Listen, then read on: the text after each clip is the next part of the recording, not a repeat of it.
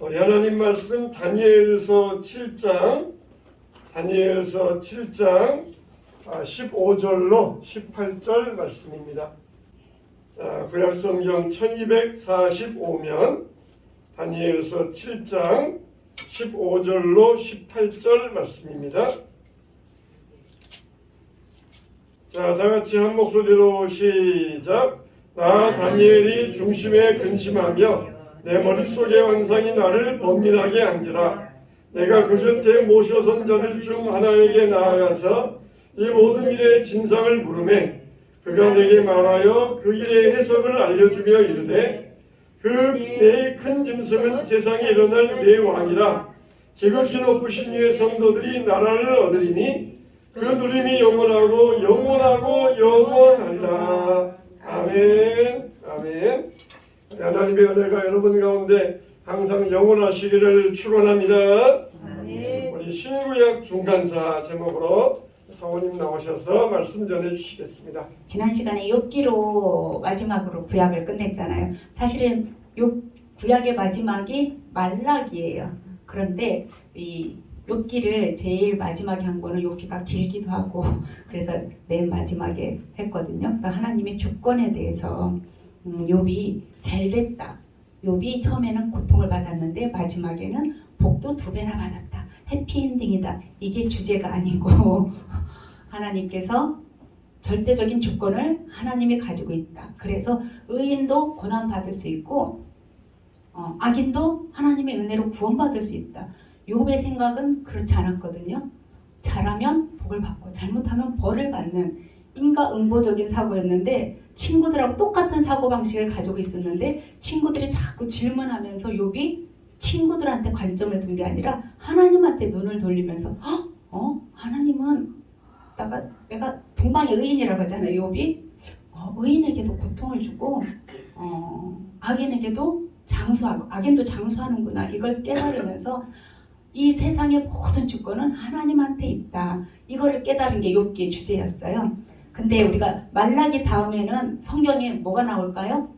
말라기 다음에 마태복음. 그죠? 말라기 다음에는 이렇게 딱 옆으로 보면 신약시대 마태복음이 있어요. 그런데 오늘은 그 신약을 사실 못 들어갈 거예요. 저기 보면 제목이 신구약 중간사 이렇게 됐어요. 왜 그런가 하면 일단 볼게요. 말라기가 바사 시대에 끝났어요. 우리가 그 아는 고레스 왕, 다리오 왕, 아닥사스다 왕 하는 그 바사 시대로 끝났는데 신약은 예수님이 누구한테 이렇게 옆구리 찔렸죠? 군인인데 무슨 군인이라고 그랬어요? 성경에 로마 병정 이렇게 했어요. 그러니까 그때 예수님이 태어나가지고 이렇게 30년 지났을 때는 로마가 세계를 제패하던 때예요. 그러니까 바사에서 말라기가 끝났는데 로마에서 시작됐으면 그 사이가 있을 거 아니에요. 성경에 내용이 없어요. 성경은 그냥 말라기에서 딱 끝나가지고 엘리야를 보낼게 하고는 끝내버리더니 마태복음에서 예수님의 족보가 쫙 나와요. 그러니까 그 사이가 몇 년이냐면 약 400년. 우리 창세기 다음에 뭐죠? 출애굽기. 창세기가 이집트로 내려갔는데 이집트에서 나오는 때가 출애굽기인데 그때도 430년 요 사이가 있었는데 구약이 끝나고 신약이 시작되는 성경에 기록된 대로 보면 400년이 기록이 없어요. 그럼 어디서 찾을까요? 우리가 살아가는 게 역사잖아요. 그러니까 세계사에서 그걸 찾아야 돼요. 그게 바로 오늘 신구약 중간사예요. 구약이 마무리하고 신약이 시작되는 요 400년의 역사를 구약이 성경이 어떻게 됐다라고는 안 나오는데 오늘 읽은 다니엘서를 보면 이게 어떻게 세계가 흘러갈 건지 예언을 해놨어요. 그럼 그 예언을 통해서 세계사가 정말 그렇게 됐는가, 하나님의 예언대로 됐는가 하는 걸 그거를 봐야 우리가 로마 시대에 예수님 시대에 그 나타나는 헤롯이라든지 바리새인들, 셀롯당, 열심당, 또 SNF파, 세례 요한에 속해 있는 이런 파들에 대해서도 또 알 수가 있어요. 그래서 오늘은 그냥 구약 한 1분이면 구약은 쫙 훑을 거예요. 끝내고 중간사하고 그 다음에 신약으로 가야 되는데 신약은 아직 안 가고 그냥 이 중간사가 어떻게 됐나 이것만 잠깐 보고 넘어갈게요. 그러니까 구약 했잖아요. 요번에 오늘은 중간사, 다음 시간에는 신약 이렇게 돼요. 이 중간사가 몇 년이라고요? 400년. 그래서 신구약 중간사라고 합니다. 자, 구약을 잠깐 훑어보면 여기 나온 것처럼 초록색이 역사서, 노란색이 시가서, 빨간색이 예언서, 모두 39권이에요. 그런데 이거를 다 우리가 공부는 했거든요. 창세기, 출애굽기, 민수기, 신명기, 여호수아까지. 이거는 요 창출, 민수 요 안에 레위기도 있고 신명기도 있어요.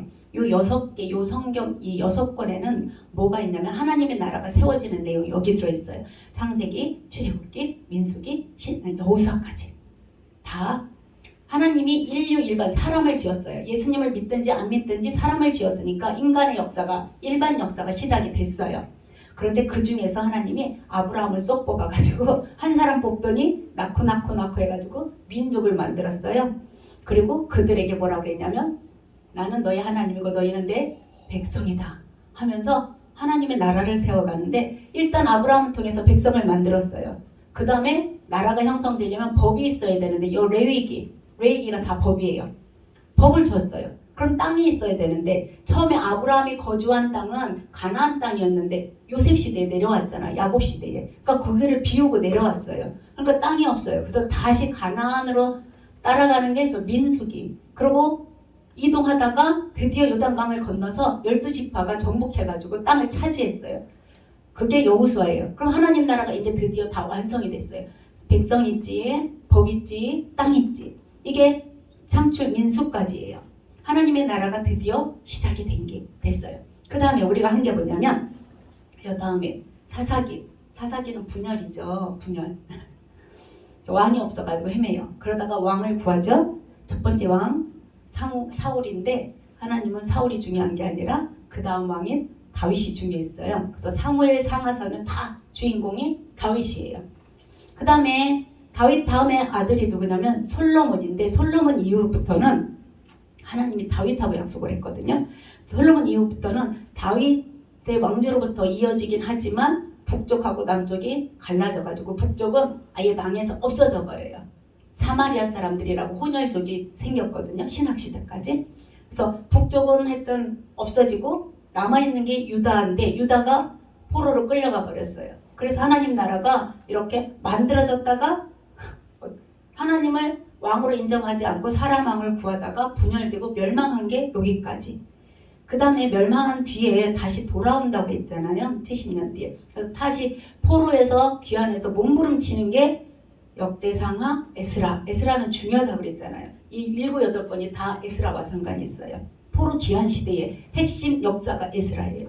에스라, 에스더, 느헤미야까지 해가지고 포로들이 다시 돌아와가지고 성전을 짓는 이유는 성전이 다 불타서 없어지면서 하나님과의 관계가 끊어졌는데 그 바벨론 땅에서 성전이 없으니까 모여서 예배드려야 되는데 자기들끼리 조그만 그룹이 생겼어요. 그게 회당이에요. 예수님 시대에도 회당이 있었잖아요. 사도 바울 시대에도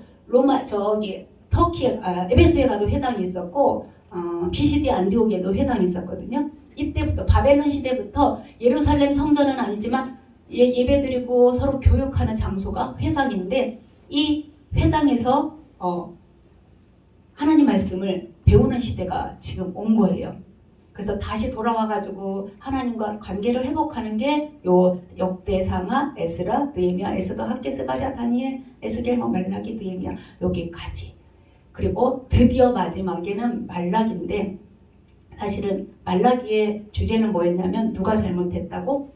백성들은 말할 것도 없고 모든 책임은 누가 져요? 우두머리가 책임져요. 그게 누구냐면 레위인들이었어요.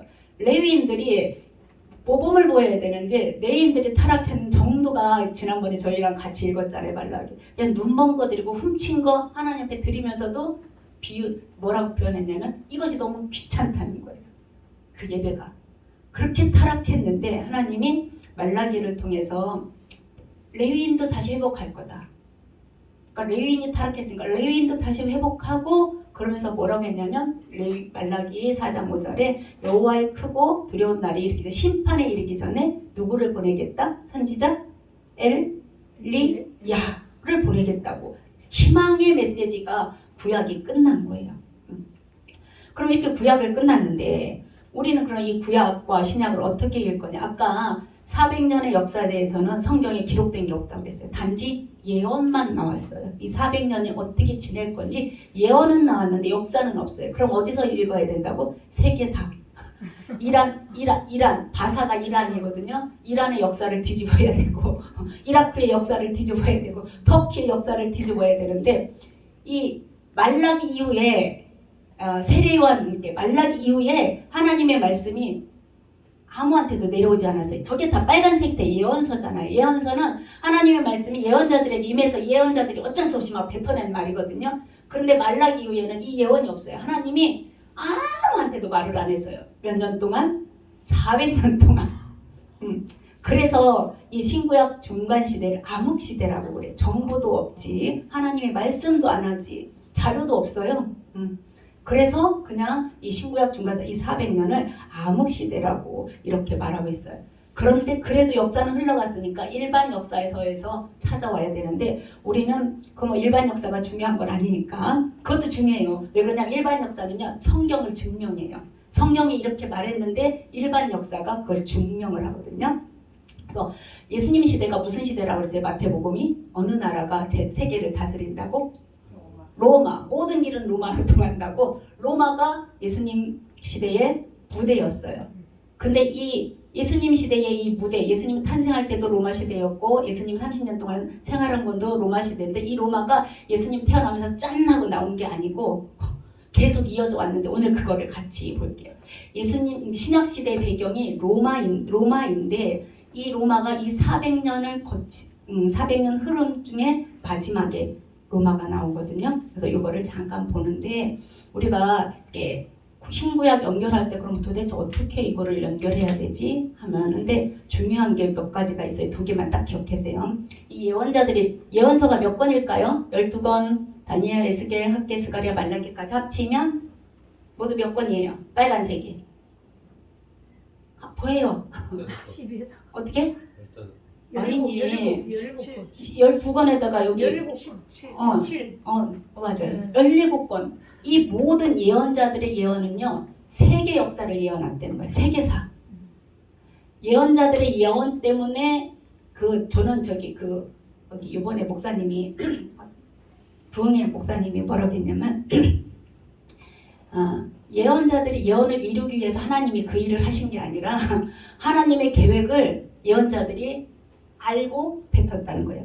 별 차이 없는 것 같은데 우리는 예언이면 하나님의 그 예언자들이 예언한 걸 하나님이 이루셨다 이렇게 생각할 수도 있는데 그게 아니고 하나님의 모든 계획을 이 예언자들한테 알려줘가지고 예언자들이 그걸 알고 뱉은 거다. 이게 별거 아닌데 고민 좀 해보세요. 예언자들의 예언은 그 이스라엘 역사가 아니라 세계사를 향해서 열려있다는 거예요. 이들이 예언한 게 이스라엘의 역사만 예언한 게 아니라 어디 걸 예언했다고요? 세계사를 얘기했다는 거예요. 누가 그랬냐면 이사야가 그랬어요. 이사야가 60년 동안 활동했어요. 므낫세까지. 오시아, 큰 왕 오시아부터 아하스, 히스기야, 므낫세 뭐 이렇게 쭉 왔는데 므낫세 때 죽었다고 그랬거든요. 그 므낫세 때 얼마나 므낫세가 탄압을 했냐면 의로운 사람들을 예루살렘 거리에 피로 죽여가지고 피가 흠뻑 젖을 만큼 그렇게 많이 므낫세게 죽였다고 그랬는데 그때 아마 이사야가 죽었을 것이다 이렇게 해요. 제가 오늘은 찾기가 조금 시간이 없으니까 제가 읽어드릴게요. 이사야가 10장 5절에 뭐라 그랬냐면 아수르 사람 하면 누가 떠올라요? 북이스라엘을 멸망시킨 게 아수르거든요. 아수르 사람들은 화 있을진저 그는 내 진노의 막대기요 내 손에 몽둥이의 분노라. 그 손의 몽둥이는 내 분노라. 이렇게 말한 게 뭐냐면 아수르 사람들은 앞으로 심판받을 거다. 멸망할 거다라고 누가 얘기했냐면 이사야가 얘기했어요. 히스기야 때 아수르가 남유다까지 쳐들어왔거든요. 근데 그 전에 아수르 사람들은 심판받을 거다 예언을 했어요. 그리고 아수르 사람들은 하나님의 이게 심판의 막대기요 그 손의 몽둥이는 내 분노라. 하나님의 도구라는 거예요. 아수르 사람들은 지금은 길고 나고 뛰고 아수르 사람들이 뭐라고 그랬어요? 코도 베고 눈도 뽑고 귀도 자르고 처녀들은 불태웠다 이렇게 했거든요. 제가 윤성이한테 그거를 읽어줬더니 선생님 믿을 수가 없어요. 그것 좀 보여주세요. 그래서 제가 책을 보여줬어요. 그랬더니 막 읽더라고요. 아수르 사람들이 그렇게 지독했어요. 포로들이 눈을 빼고 코, 얼굴 밖으로 나온 거 자르고 귀도 자르고 처녀들은 불태웠다. 그 비문에 왜 그러냐, 왜 그걸 적었냐면 내가 이렇게 하는 거니까 너희들 무서워서 그냥 알아서 기어라 이거를 하기 위해서 비문에 다 그렇게 적어놨다는 거예요. 그 아수르 사람들 그렇게 하는 거는 너희는 반드시 심판받을 거야. 네가 그렇게 하는 건 그냥 막대기를 휘두르고 몽둥이를 휘두르는 거는 네, 하나님의 도구였다는 거를 이사야가 말했고, 또 이사야가 누구에 대해서 말했냐, 그 바사 왕 고레스에 대해서. 고레스 하면은 무슨 생각이 나죠? 포로들을 첫 번째로 돌려보낸 그 왕이에요. 그 왕에 대해서 150년 전에 이사야가 말했어요. 성경에 딱 두 사람을 미리 말했는데 이 고레스하고 요시야를 말했거든요. 그러니까 뭐 1, 2년 전도 아니고 아예 그 태어나기도 전이잖아요. 150년이면. 고레스에 대해서는 이 사람은 내 목자야. 내 모든 기쁨을 성취할 거야. 예루살렘에 대해서는 중건될 거야. 성전에 대해서는 기초가 놓일 거야. 누구 때에? 고레스 때 이렇게 한다고 이사야 44장 28절에 이사야가 예언을 했어요. 근데 이게 유대와 관련된 거예요? 세계사라는 거예요. 바사가 그렇게 할 거라는. 바사의 첫 번째 왕은 내 목자야. 하나님의 그 선지자라는 소리가 아니라 내 도구라는 소리예요. 고레스를 통해서 내 기쁨을 성취할 건데 어떤 기쁨이요? 성전이 재건되는 기쁨. 하나님한테 성전도 상당히 중요해. 이스라엘 사람들한테도 중요하지만 자기 백성을 만나는 그 역할을 성전이 했거든요. 그래서 예루살렘에 대해서는 중건될 거야. 그 성이 다 불탔어요. 망할 때. 근데 이 예루살렘 성이 중건되고 그 다음에 성전에 대해서는 기초가 놓인다고 그랬어요. 진짜 고레스 때 기초가 놓여가지고 20년 뒤에 다리오 때 그 완공이 됐어요. 고레스 때 기초가 놓였으면 성전도 그때가 될 것 같은데 어쩜 이렇게 정확하게 고레스 때 기초가 놓였거든요. 그래서 이스라엘 사람들이 막 울었어요. 늙은이들도 울고 막 소리 지르고 막 너무 감격해서 울었는데 방해를 받으니까 그 뒤로 16년이나 멈춰버리고 4년 만에 다시. 이게 성경 150년 전에 이렇게 예언이 되었는데 이 예언이 이스라엘뿐만 아니라 세계사와 연관이 되어 있다는 거예요. 자, 그 다음에 또 예레미야는 뭐라고 했냐면 제가 예레미야 25장 9절 읽거든요. 보라, 내가 사람들을 보내어 북쪽 모든 종족과, 북쪽이면 이스라엘 북쪽이에요. 유다 북쪽이에요. 아람도 있고 거기 다 있어요. 내 종 바벨론 왕 느부갓네살을 불러다가 이 땅과 그 주민과 사방 모든 나라를 쳐서 진멸하여 그들을 놀램과 비웃음거리가 되게 하며 땅으로 영원한 폐허가 되게 할 것이다. 그 남유다를 멸망시킨 왕이 누구냐면 이 느부갓네살 왕이거든요. 그러니까 하나님이 뭐라고 그랬냐면 예레미야를 통해서 북쪽의 모든 사람, 그 바벨론은 그 메소포타미아 지역하고 그 북쪽에 다 차지했거든. 그 종족하고 느부갓네살을 통해서 여기를 어떻게 할 거다? 비웃음거리가 되게. 진짜 다 망해서 불태웠다니까요. 성전을 완전히 불태우고 왕을 끌고 가고 왕을 쇠사슬을 끌고 가서 전시용이에요. 왕이 지면은 나머지 다 지잖아요. 백성이 쇠사슬을 끌고 가는 건 아무것도 아니에요. 백성한테는 쇠사슬로 안 끌고 갔어요. 가죽이나 이런 걸로. 근데 왕은 쇠사슬로 끌고 가가지고 전시품이죠. 느부갓네살을 통해서. 그러니까 느부갓네살도 하나님의 도구다라고 지금 얘기하는 거예요. 느부갓네살 너 정말 기고만장한데 딱 70년만 바벨론이 유지된 거예요. 그때는 몰랐어요. 이 성전을 다 부시고 끌고 갈 때는 정말 의기양양해서 끌고 가거든요. 내 세상이다 하고 끌고 갔지만 결국 그것도 하나님의 손에 달려 있었다는 거예요. 그래서 예레미야 29장 7절에는 10절에는 하나님 뭐라고 그랬냐면 바벨론에서 70년이 차면 너희를 내가 돌봐줄게. 돌보고 나의 선한 말이 너희에게 이루게 되어 너희를 이곳으로 돌아오게 하리라. 정말로 70년째가 언제였냐면 고레스 왕 때였어요. 그러니까 바벨론이 고레스한테 망했어요. 바사가 됐어요. 페르시아가 됐어요. 그때 돌아온 게 70년 동안 거기에 있었던 거예요. 바벨론 안에. 이 모든 말이 이스라엘하고 관련돼 있지만 지금 어디랑 관련돼 있어요? 그 중동 지역의 제국들은 다 세계예요. 그때 당시는 거기가 온 세계예요.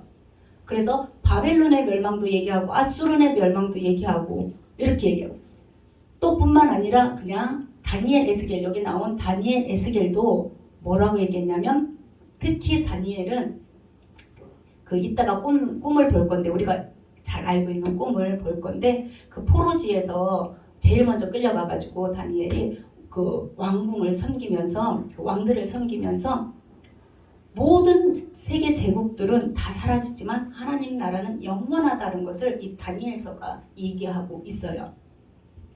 우리가 유명한 그 에스겔도 많이 했잖아요. 에스겔을 하면은 성전 재건과 관련돼 있어요. 성전이 다시 회복될 거다.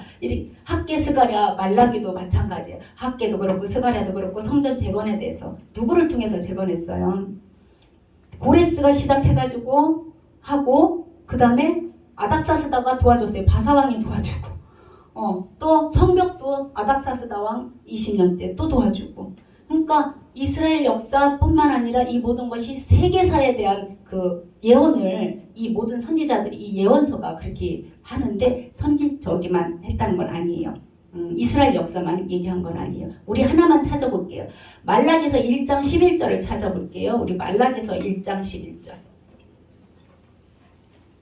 말라기도 뭐라고 얘기했냐면 다 예언서들이 그러니까 이스라엘아 너희만이 아니라 이스라엘에 포함된 모든 세계와 관련되어 있다는 거예요. 말라기 1장 11절이 어디에 있냐면요. 1327장. 말라기서 1장 11절이요. 우리 찾으셨으면 같이 읽을게요. 자 시작. 만군의 여호와가 이르노라 해 뜨는 곳에서부터 해 지는 곳까지의 이방 민족 중에서 내 이름이 거룩하게 될 것이 각 곳에서 내 이름을 위하여 분향하며 깨끗한 제물을 드리니 이는 내 이름이 이방 민족 중에서 거대할 것임이니라. 제가 다른 것을 크게 될 것임이니라. 다른 버전을 제가 여기다 번역했네요. 우리 성도님들이 읽은 게 맞아요. 그 말라기가 뭐라 그러냐면 해 뜨는 곳에부터 해 지는 곳까지. 그럼 뭐예요? 모든 세계라는 거예요. 모든 세계를 통해서 이방 민족 중에서 하나님의 이름이 거룩하게 될 것이다. 그리고 내 이름을 위해서 그 사람들이 분향하며 제물을 드릴 것이다. 내 이름이 모든 이방 민족 중에서 크게 될 것이라. 이렇게 예언을 한 것을 그러니까 모든 민족 세계 사람들이 하나님을 예배할 것이다라는 그런 예언을 한 것을 볼 수가 있어요. 너희가 나를 예배 이스라엘 백성들아 남유다 다윗의 후손들아 네가 나를 예배하는 게 아니라 하나님 뭐라 세상의 모든 사람들이 나를 예배할 것이다라고. 그러니까 이 모든 예언이 세계사를 향해서 있다는 거 이거 꼭 기억하시기 바라고요. 자, 두 번째 우리가 생각할 부분은 뭐냐면 과연 그러면은 세계사가 이 예언대로 됐느냐? 예레미야의 예언, 이사야의 예언, 말라기의 예언, 에스겔의 예언, 다니엘 예언대로 됐을까? 이게 확인해 봐야 되잖아요, 우리가. 정말 그렇게 됐을까를 볼 거거든요.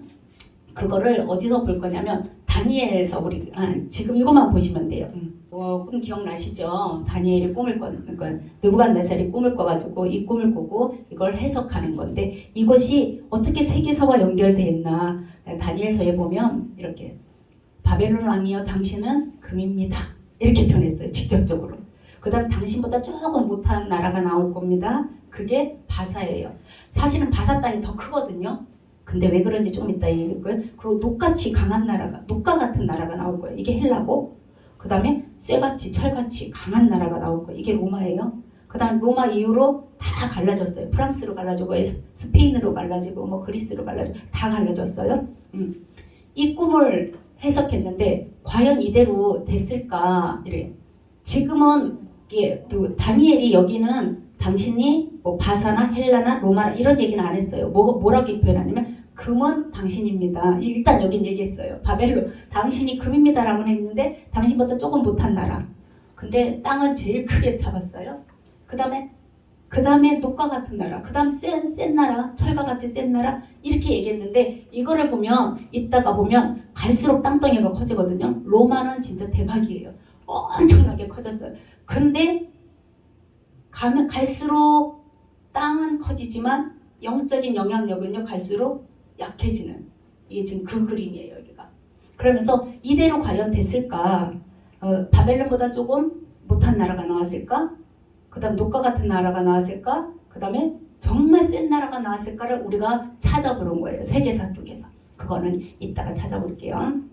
그래서 정말 예언이 세계사를 향하고 있는지, 세계사가 그 예언대로 되었는지를 우리가 오늘 신구약 중간 이 역사를 통해서 한번 볼 거예요. 아까 신구약이 중간에 몇 년 꼈다 그랬어요? 400년. 400년은 이게 중요한 게 아니라 이 신구약 사이에 있는 이스라엘, 남유다가 어떠한 영향력을 받았느냐가 중요한 거예요. 사실 그 얘기 하려고 그러거든요. 이 신구약 중간에 있는 이 400년 동안 남유다가 어떻게 하나님의 말씀에 영향을 받았을까, 이거를 우리가 할 거거든요. 그 사이에 요 네 나라가 있어요. 바벨론, 바사, 헬라, 로마, 이 나라가 우리 있는데 이 패권이 이렇게 바뀌었어요. 이스라엘을 지배하고 있는 그 대제국의 패권이 바벨론, 그 다음에 바벨론이 망하고 바사가 이스라엘 남유다를 지배했고요. 그 다음에 바사가 망하니까 누가 지배했어요? 헬라가 지배했고, 헬라가 망하니까 로마가 지배했어요. 요 부분이 이제 중간사로 우리가 한번 보도록 하겠습니다. 이 바벨론은 우리가 아는 것처럼 누구랑 상관이 있어요? 남유다를 끌고 가게, 남유다를 멸망시킨 나라가 이 바벨론이잖아요. 그래서 근데 이 바벨론 요 나라가 어떻게 영향을 미쳤냐면 남유다에게 바벨론이 몇 년 동안 영향을 미쳤을까요? 70년. 맞아요. 70년 만에 돌아오리라 했는데 첫 번째로 돌아온 게 70년이지만 안 돌아온 사람들도 있어요. 그래도 전체적인 영향력은 70년을 이렇게 보도록 할게요. 누가 여기 있었냐면 바벨론에 끌려간 다니엘이 있었고 에스겔이 있었고요. 여호야긴 왕도 끌려갔어요. 그리고 레위인도 끌려가고 제사장도 끌려가고 하여튼 거기에 다 끌려갔어요. 그런데 에스라가 이게 성전이 무너지면서 회당에서 말씀을 보는데 이 말씀을 히브리어로 하는 게 아니라 이때 공동어가 뭐냐면 아람어였어요. 아람어. 예수님이 엘리 엘리 라마 사박다니 한 그런 아람어 있죠. 가끔 튕겨나오는 그런 아람어가 있는데 이 아람어로 사람들이 말을 하는 거예요. 그래서 회당에서 말씀을 가르치고 싶은데 못 알아듣는 거예요. 이 히브리 사람들이. 자, 왜 그러냐면 이 히브리 언어를 안 쓰니까 말씀은 히브리어로 돼 있는데 아무래도 못 알아들으니까 이거를 번역을 해가지고 탈북역본이라고 말씀 히브리어로 돼 있으면서 말씀을 전해주면서 옆에서 해석까지 겹들인 그 탈북역본이라는 성경도 번역할 정도로 일단 이 바벨론 시대에 그런 영향력을 맞았어요. 그러다가 이제 두 번째로는 어느 나라로 갔냐면 이 바사 제국으로 가가지고 성경에 어떤 영향을 미쳤냐. 아까 고레스가 있었다고 그랬잖아요. 바사와 고레스가 첫 번째로 포로를 내보냈어요. 그때부터 시작해가지고 말라기까지 이 페르시아 제국이 몇 년 동안 영향을 미쳤냐면 거의 200년을 이게 지배하고 있었으니까. 그러니까 이스라엘 남유다 사람들도 몇 년 동안 이 영향력을 받았다고 생각하면 돼요. 200년 동안 이 바사 제국의 영향을 받았다고 생각하면 돼. 포로들이 돌아왔지만 자기들의 나라가 형성된 것도 아니고 자기들의 그 문화가 지키려고 하지만 세계적인 지배는 누가 하고 있냐면 바사가 하고 있으니까 이 바사의 영향력을 200년 동안 받았다고 생각하면 되겠어요. 그러니까 모든 그 구약의 그 끌려갔을 때부터 모든 영향력은 다 바사한테 받았다 이렇게 생각하시면 되겠어요.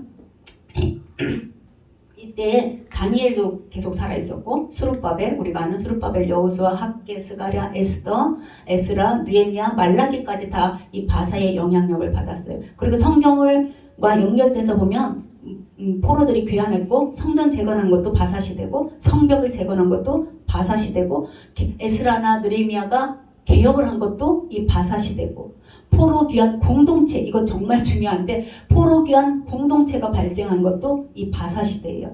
이 포로 귀환 공동체가 왜 중요하냐면 우리는 기독교라고 표현하잖아요. 이스라엘 사람들이 믿는 하나님은 뭐라고 표현해요? 종교를? 유대교. 이렇게 유대교가 이때 형성된 거예요. 에스라가 나라가 없어졌잖아요. 이 포로기한 공동체에게 나라가 없어졌어. 그리고 또 뭐도 없냐? 성전도 없어요. 그러니까 성전에서 예배드려야 되는데 성전에서 드릴 수가 없어요. 그래서 회당에서 드렸다고 그랬더니 그러면서 뭐라고 했냐면 성전 중심에서 이 사람들이 말씀 중심으로 바뀌었어요. 그래서 말씀은 어디서든지 볼 수 있잖아요. 근데 성전은 예루살렘 성전 한 군데서만 할 수 있는데 그게 무너졌으니까 거기 중심으로 생활할 수가 없으니까 흩어져가지고 말씀이라는 생활 규칙을 담은 공동체를 유대교라고 이렇게 제가 어려워서 이렇게 적어왔거든요. 유대교는 한마디로 말하면 이렇게 써 있어요. 나라를 잃고 성전이 파괴된 절망의 자리에서 성전 대신 건물 대신 말씀을 붙잡고 다시 시작한 신앙의 형태다. 그러니까 그전에는 유대교가 없었다는 거예요. 성전 중심이 그냥 생활을 했기 때문에. 근데 파괴되면서 성전이 없죠. 나라가 없죠. 그 자리에 말씀을 가지고 그러니까 바벨론 시대에서도 회당에서 말씀을 얼마나 가르쳤는지 모르겠어요. 제사장들도 계속 있었고 그래서 성전 대신 말씀을 붙잡고 생활한 신앙 방식이 유대교라고 생각하시면 돼요. 그래서 유대교는 성전 대신 말씀으로 그 다음에 그래서 뭐가 강조가 됐냐면 이 사람들이 돌아와가지고는 자기들의 정체성을 찾기 위해서 이방 문화에 섞이지 않기 위해서 안식일, 음식규례, 할례와 같은 율법을 엄청 지켰어요. 이때부터 이것이 나중에 신약시대에 와서 우리가 잘 아는 바리새인들 있잖아요. 우리가 많이 얘기하잖아요. 율법주의자. 바리새인들은 이 율법을 엄청 강조한 거예요. 와가지고 섞이면 안 되겠다. 그래서 우리가 정체성을 뭘로 표현할까? 안식일로. 안식일 지키는 걸로 하자. 쟤랑 나랑 다른 점은 안식일 지키는 거, 할례하는 거, 음식규례, 코셔라고 하나요? 이 사람들이 먹는 음식이 따로 있어요. 그거를 하는 걸 보면 아, 이 사람들은 이스라엘 사람들이구나. 유대인들이구나. 유대교구나. 이게 아주 큰 특징이 이때부터 성전이 없어지면서 우리의 특징을 찾기 위해서 찾은 게 이 유대교라는 거죠. 그래서 아주 율법을 엄청 강조한 거예요.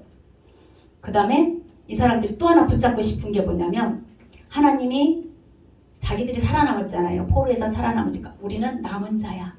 하나님이 우리를 선택한 자야. 선민사상이 아주 뿌리 깊게 생긴 게 이때라는 거죠. 근데 이 선민사상은 맞기는 맞잖아요. 어떻게 보면 이 아브라함을 선택했기 때문에 맞는데 이것이 공동체를 하나로 묶어주는 힘도 됐지만 문제는 뭐가 됐냐면 이방인들하고 이방인을 배척하는 거예요. 이런 부작용도 났어요. 그래서 하여튼 유대교는 이 포로 귀한 시대에 발생한 거다. 그리고 성전도 없고 나라도 없고 오직 말씀으로 새로운 신앙 체계를 세워간 게 이들의 유대교다. 선민 사상이 있고 뭐라고 표현해야 되나? 안식일과 율법 중심으로 아주 똘똘 뭉친 게 유대교라고 생각하시면 되겠습니다. 그 다음에 이렇게 페르시아가 영원할 것 같았는데 페르시아도 200년 만에 갔어요. 그 다음에 우리가 잘 아는 알렉산더 많이 들어봤죠? 알렉산더 대왕. 그리스의 이 알렉산더가 철학, 소크라테스 뭐 이런 사람들 철학을 받아들여가지고 세계를 헬라화 시켜야 되겠다. 그래가지고 이 사람이 저기 끝에 간 거 보이시나요? 여기가 인도 우리가 인도 알죠? 인도 국경선까지 이 알렉산더가 땅을 넓혔어요. 이렇게 알렉산더가 땅을 넓혀서 온 세계를 헬라화 시켜야 되겠다. 근데 헬라화는 인간 중심이에요. 하나님 중심이 아니고 인간 중심이에요. 그리고 모든 것이 기준이 그리스예요. 헬라 문화를 가지고 있는 게 모든 것의 기준이다. 이렇게 생각한 그 헬레니즘, 우리가 세계사에서 배우는 이 헬레니즘, 이 문화. 그래서 바사의 다리오 3세랑 싸워가지고 누가 이겼냐면 알렉산더가 이긴 거예요. 그래서 바사가 망하고 알렉산더가 그 바사까지 다 차지했어요. 그런데 이 사람이 우연치 않게 죽어버렸어요. 3, 4세에 죽었다고 하니까 정복기간은 한 10년 정도 했을 것 같아요. 아무래도 20세 전에 그랬죠. 에스더가 살고 있는 그 수상궁까지 다 차지했던 이 사람이 안 차지한 데가 없어요. 그래서 모든 길은 모든 문화는 헬라 문화로 해야 되겠다 생각했어요. 그리고 또 하나 뭐를 했냐면 섞어버리자. 모든 것이 섞어버리자. 이렇게 그러니까 모든 것을 하나로 해가지고 언어도 통일했어요. 뭐로 통일했어요? 헬라어로. 근데 이 통일한 게 엄청 나쁠 것 같잖아요. 사도 바울이 복음을 전할 수 있었던 거는 모든 언어를 이 알렉산더가 헬라어로 통일했기 때문에 사도 바울은 헬라어도 할 줄 알고 히브리어도 할 줄 아는 이런 그러니까 모든 게 나쁜 것만은 아닌 것 같아요. 하나님의 뜻인 거죠. 그래서 모든 언어를 하나로 했기 때문에 사도 바울이 로마에 가서 전할 수 있고 저기 터키에 가서 전할 수 있고 이집트에 가서 전할 수 있고 이런 일이 벌어진 거예요. 그 영향이 요 알렉산더의 영향인 거죠. 그래서 나중에는 이 헬라 문화를 받아들일 것이냐 안 받아들일 것이냐 안 받겠다고 한 사람이 바리새파들이고 야 세계가 다 지금 헬라가 다 통일하고 있는데 헬라 문화는 적당히 받아야지 하는 사람들이 사두개파들. 그러니까 사두개파랑 그 바리새파들이 근원이 또 여기 이 사람 헬라 문화에서 영향. 세계가 다 헬라인데 안 받아들이겠어요? 생각해 보세요. 그죠? 우리나라만 정복한 게 아니라 온 세계가 다 헬라화 돼 있으니까 이 받아들일 것이냐 말 것이냐를 싸운 게 바리새인들하고 율법을 고수하겠다. 그다음 사두개파들은 그냥 문화는 수용해야 되겠다. 타협하자. 이렇게 된 게 이 바리새파랑 사두개파가 이때 등장한 거예요. 이따가 나올 겁니다. 이 사람이 죽었어요.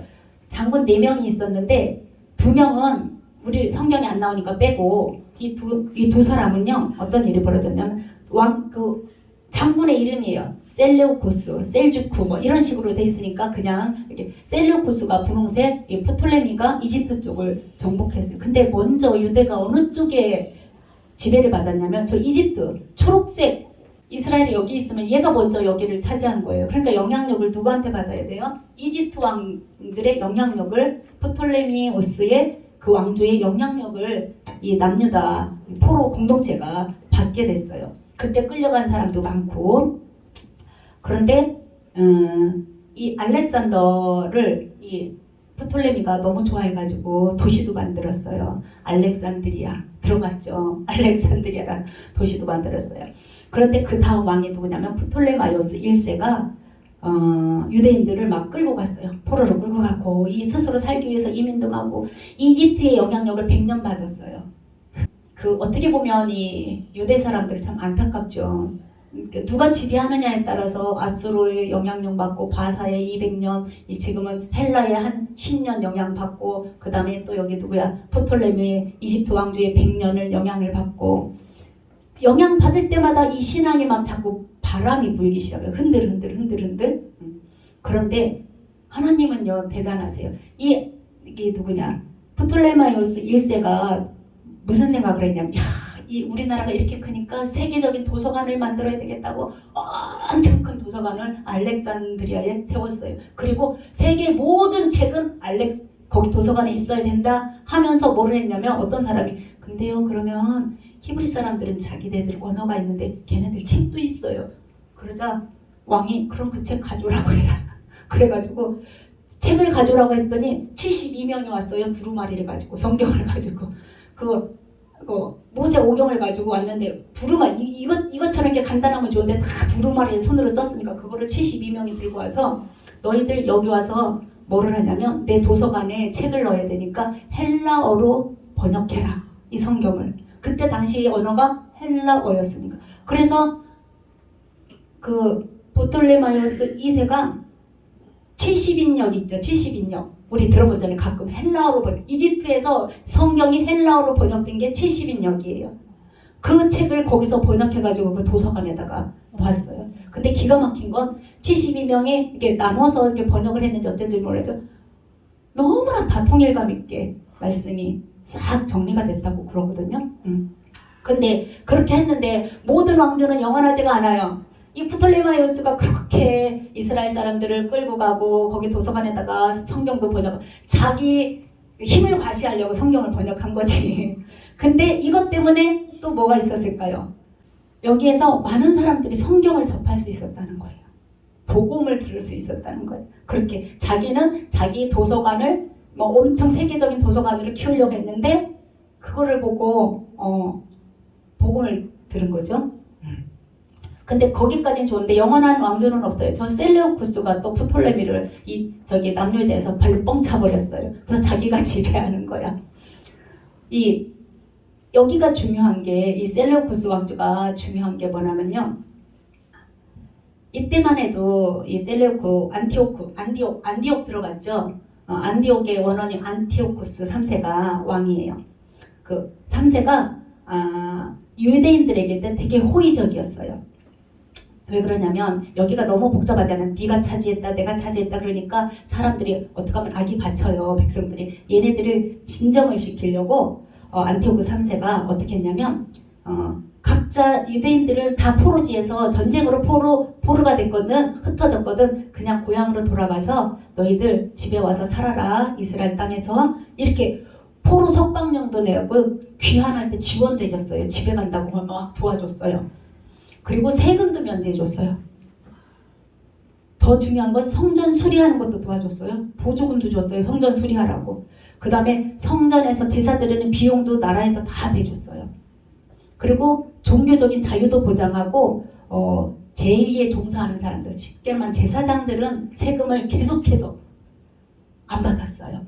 그러니까 안티오쿠 3세가 이 땅을 좀 진정시키려고 그렇게 했어요. 근데 그 사이에 누가 자꾸 크고 있냐면, 우리가 이거는 한번 이거로 봐야 될 것 같아요.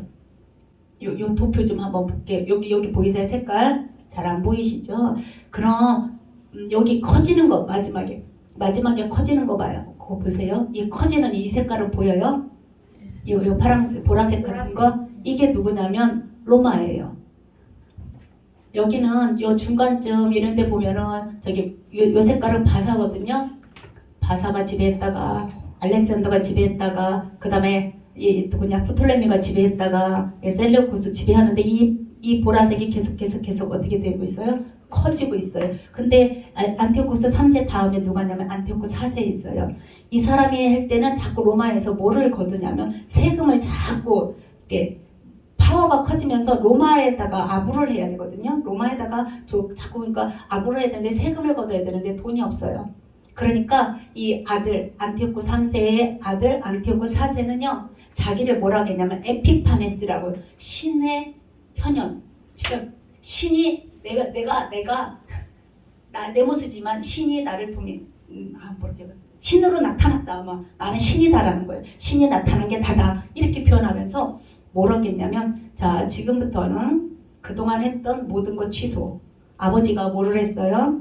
특혜를 줬잖아요. 종교인들한테. 그거 취소. 자, 유대인들을 지키는 할례 안 돼. 할례를 지키면 사형할 거라고 공고를 붙였어요. 희생제사, 번제 안 돼. 안식일 안 돼. 율법 사본 이렇게 베끼잖아요. 그것도 안 되고 다 파기. 그 다음에 예루살렘 성전에다가 돼지피, 돼지는 하나님의 제물이 아니거든요. 소 뭐 이런 건 제물이잖아요. 돼지 고기를 제물로 올리고 제우스, 이거 그리스 로마 신화에 나오는 제우스 신전을 하나님 성전에다 막 놨어요. 그러니까 이 이스라엘 사람들이 참다가 아버지는 그렇게 이스라엘을 좀 진정시키려고 했는데 그 아들은 이 세금 걷어내고 로마에다가 이렇게 아부를 해야 되고 이제 로마가 커지니까 그렇게 하다가 무슨 일이 벌어졌냐? 무슨 일이 벌어졌을까요? 반란이 일어난 거죠. 반란. 누가 반란을 일으켰겠어요? 이스라엘 사람들이. 도저히 감당이 안 되는 거예요. 이 사람들한테 할례는 생명이고요. 안식일은 생명이라고 그랬잖아요. 그리고 하나님 앞에 돼지는 정말 모욕도 그런 모욕이 없어요. 그래서 대제사장인 마따디아라는 가문의 아들이 5이 있는데 세 번째 아들이 유다예요. 얘를 중심으로 반란을 일으켰는데 성공했어요. 그 왕조가 이 하스몬 왕조 100년 동안 이 왕조를 유지를 했어요. 여기를 다스렸어요. 그러니까 안티오쿠 4세를 어떻게 한 거예요? 이긴 거예요. 이긴 거. 하도 혹독하게 하니까 그래서 이게 이겼어요. 근데 그 반란이 얼마나 강력한지 마카비 혁명이라고 그냥 들어두세요. 마카비가 망치라는 소리예요. 그러니까 마카비 혁명이나 마따디아나 하스몬 왕조는 다 땜셈이에요. 다 이 100년을 대표하는 그런 이야기예요. 이렇게 해가지고 100년 동안 유지를 하고 있었어요. 이들이 한 일이 뭐냐면 아까 성전에다가 뭘 바쳤다고요? 돼지피. 이런 게 감당이 안 되니까 성전을 싹 청소했어요. 그게 뭐냐? 수전절이에요. 성전을 수리하고 청소한 절기. 어디에 나오냐면 신약에 나와요. 신약에 왜 수전절, 초막절 할 때 그 수전절은 수는 수리했다고 생각하시면 돼요. 청소 수리하고 저는 성전이에요. 성전에 피비린내 나고 그 제우스 신전 있는 거 다 싹 버리고 이 사람들은 그러니까 생각하는 게 오직 율법. 이때부터는 다른 게 안 통해. 오직 우리의 저기를 위해서 할례해야 되고 오직 율법, 오직 율법. 이 사람들이 왜 그러냐면 그동안 하도 당해가지고 이제 다른 거 들어올 틈이 없어요. 그래서 이 하스몬 왕조가 한 게 뭐냐면 수전절을 만든 거예요. 수전절 왕조. 그렇게 생각하시면 돼요. 더 중요한 거는 이때부터 아까 대제사장이 마따디아 이 하스몬 왕조의 저기가 대제사장이었거든요. 대제사장이자 왕조니까 왕이었어요. 왕과 대제사장을 겸했어요. 그러니까 파워가 어떤지 알겠죠. 그럼 예수님 당시에 예수님이 왜 성전 앞에서 장사하는 사람들 들러엎었잖아요. 그 사람들이 누구 허락을 받고 장사를 했냐면 대제사장들의 허락을 받고 장사했어요. 그래서 거기에다가 양을 파는데 저 집에서부터 양을 제물로 하려고 양을 가져오면 양의 눈을 뒤집어보고 발을 이런 거 쳐다보다가 이거는 안 돼 이렇게 하는 거예요. 그럼 어떻게 해야 돼요? 제물을 사야 돼요. 근데 내가 밖에서 사면 50원이면 얘네들은 4,000원을 받는 거야. 누구의 허락으로요? 대제사장의 허락으로. 이 파워가 이렇게 컸다는 거야. 이때 하스몬 왕조의 대제사장 겸 왕도 되고 대제사장도 되니까 그 파워가 엄청 큰 거예요. 그러니까 예수님 당시의 그 배경은 이 중간사 때문에 다 나온 거예요. 이 중간사 때문에. 그래서 더 기가 막힌 거는 나중에 로마가 들어오면서 그 대제사장은 종신직이거든요. 아론의 후손 중에 얘가 죽을 때까지 한 번 하면 해야 돼요. 그래서 그 다음에 죽으면 다시 대제사장을 뽑아야 되는데 로마는 어떻게 했냐? 돈으로 대제사장을 팔았어요. 돈을 많이 가져온 사람한테 대제사장을 임명해버렸어. 그러니까 얘가 죽기도 전에 얘가 마음에 안 들면 3일 만에 없애버리고 제가 마음에 들면 한 몇 년 시키고 이러니까 대제사장의 그 하나님의 역할을 그 감당을 다 안 한 거를 볼 수가 있어요. 이런 문제가 이렇게 신약과 연결돼 있어서 지금 얘기하는 거예요. 자, 그 다음에 여기 에돔이라고 나왔는데 이거 왜 나왔냐면요. 예수님 당시에 유대 왕이 누구였을까요? 예수님 당시에 아가들을 죽여라 한 그 왕, 헤롯 대왕.